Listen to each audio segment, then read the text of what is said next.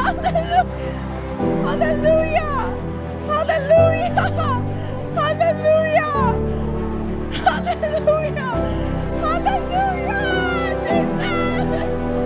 Jesus! Kumusta ako si Cindy, galing ako sa Canada. Gusto kong pasalamatan ang Diyos sa ginawa niya para sa akin sa Arise and Shine Conference. 5 taon na akong dumaraan sa demonic oppression. At noong dumating ako noong Biyernes ng gabi, nakita ko na tinawag mo ang isang batang lalaki sa entablado at hinipo siya ng Diyos.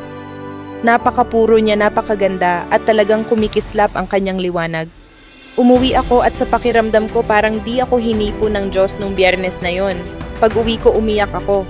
Sabi ko, ang ganda naman nito, ito ang matagal ko nang hinahanap.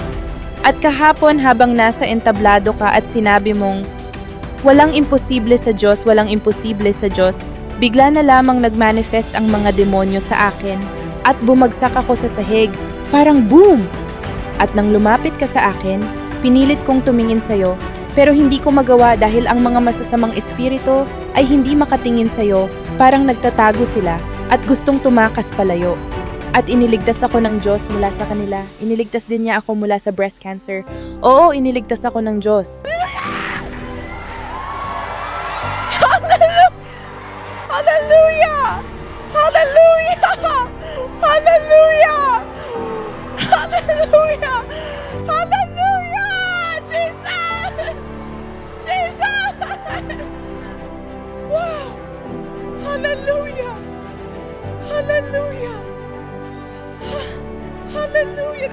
Yung apoy ng Diyos, ikaw ay magaling na. Ikaw ay tunay na pinalaya. At ang apoy na ito ay kakalat sa pamamagitan mo at hihipo sa maraming tao. Ang iyong patotoo ay kakalat sa buong mundo. Hayaan mong sumiklab ang apoy na ito sa iyo ng makapangyarihan. Hallelujah! Tanggapin mo pa ang kapangyarihan ng Diyos, ang apoy ng Diyos. Wow!